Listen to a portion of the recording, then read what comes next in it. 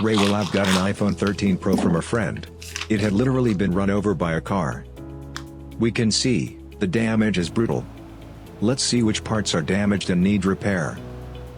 From the outside, it's obvious that the screen and back glass are wrecked and need to be replaced. We try to power it on. The screen stays black, but luckily we hear the charging sound.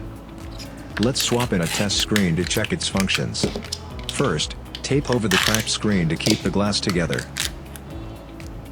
Lift the screen and remove the shield screws.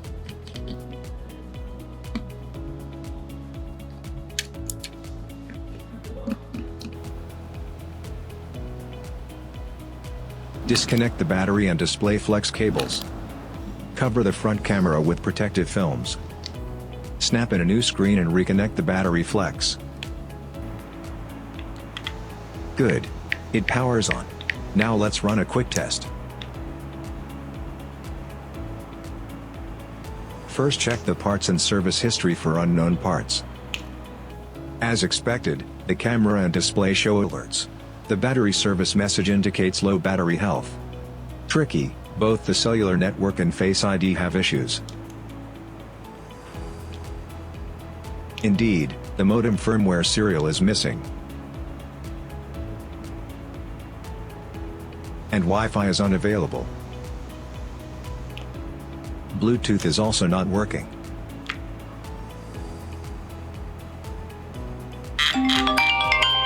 Good. Audio and vibration check out fine. Rear camera won't switch to 0.5 times or 3 times zoom. Front camera is working though.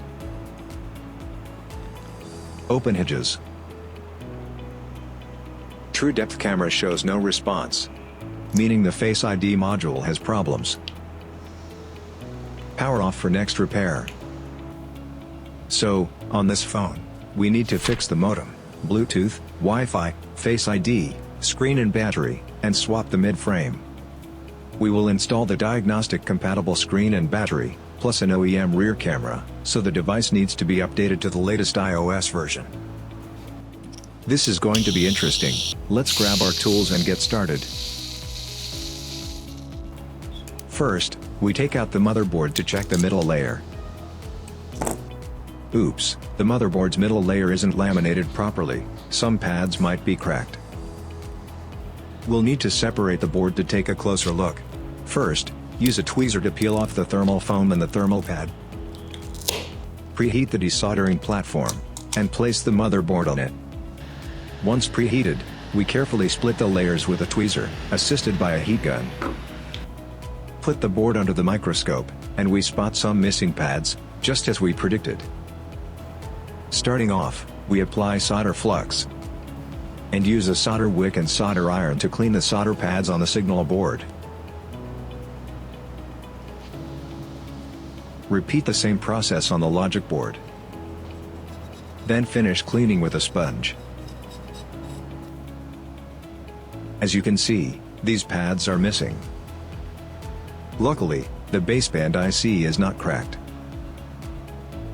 We check the bitmap and decide which pads need to be repaired. Gently scrape the solder pad to expose the lines.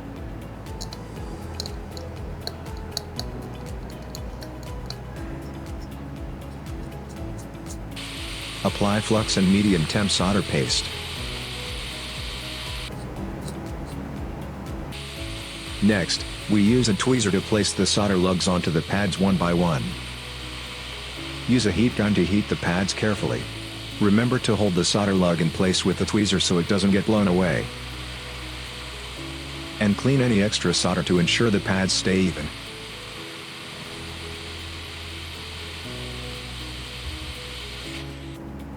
Finally, give the board a rinse with PCB cleaner. Once the pads are restored, apply instant adhesive and cure it with a UV lamp to secure the pads. This forms an insulating layer, so we must scrape it off before laminating the board. Apply the same steps to the rest of the lifted pads. Repairing motherboard pads can be tricky, it's all about solder control.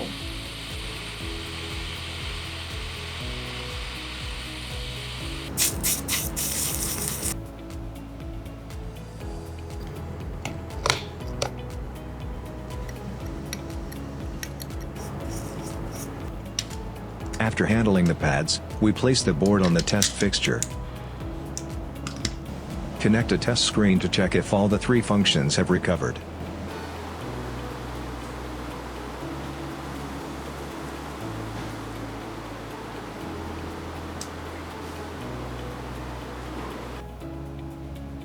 As expected, the cellular issue alert is cleared.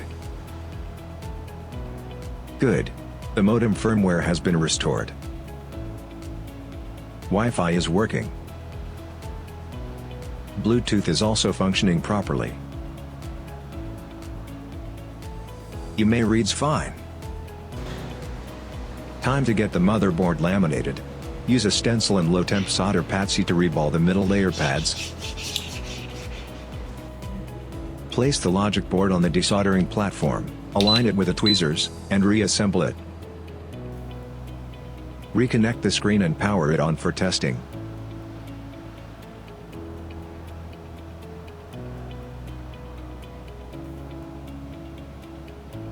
Checked. It is functioning, which means the lamination is solid. Now, let's move on to Face ID.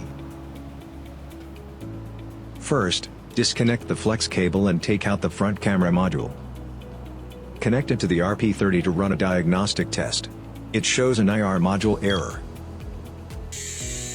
We use a grinding pen to polish the soldering point of the dot projector mounting bracket. Then slide a pry tool in about 1 mm and gently lift the entire Face ID module. Remove the dot projector module with a tweezer. Put it under the microscope. And we see the dot projector module has a crack extending into the infrared CMOS. Use a hot air gun to remove the ceramic midframe and check the IR CMOS. Uh-oh, the CMOS is confirmed cracked. Since it is paired with the CPU, Face ID cannot be restored. Even though Face ID is lost, we still need to update iOS to finish repair. Reassemble the essential parts. And update the iOS system to finish repair. Now it's on iOS 18.6.2. Next, it's time to replace the midframe. First, pull out all the parts from the phone. Keep the good ones and replace the damaged ones, then install the parts into a new midframe one by one.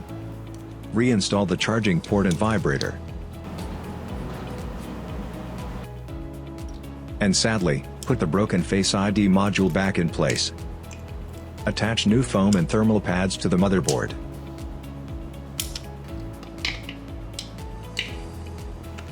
Install a new rear camera module.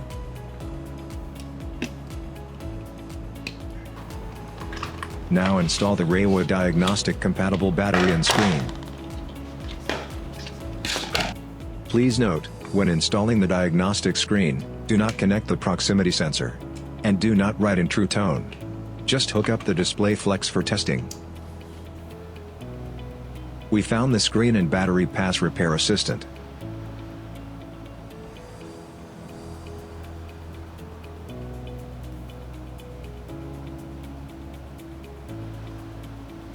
But the rear camera can't calibrate, so we cannot finish repair. We try to disconnect the rear camera and handle the screen and battery first.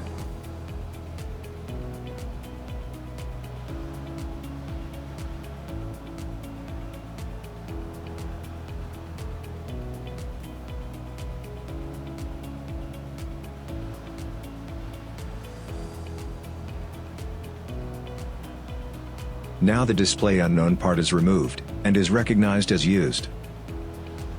The battery shows service due to network delay. But it's actually back to 100% health. The rear camera still can't finish repair, so we'll use the traditional method. Scan to read the original rear camera serial number. And attach the Refox repair flex. Connect the rear camera to RP30, and then connect both the phone and RP30 to a computer.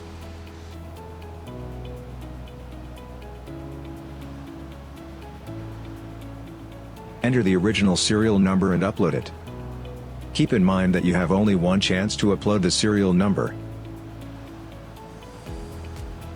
so double check it before submitting. Click Cloud Burn to write the number onto the camera flex cable. Then click Test to make sure it matches the original number. Reconnect the sensor flex and boot the phone.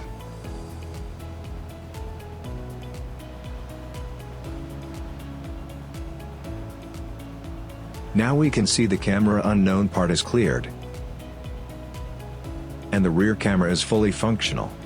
That concludes the entire repair process. $260 to bring the stud iPhone 13 Pro back to life. Do you think it's worth it?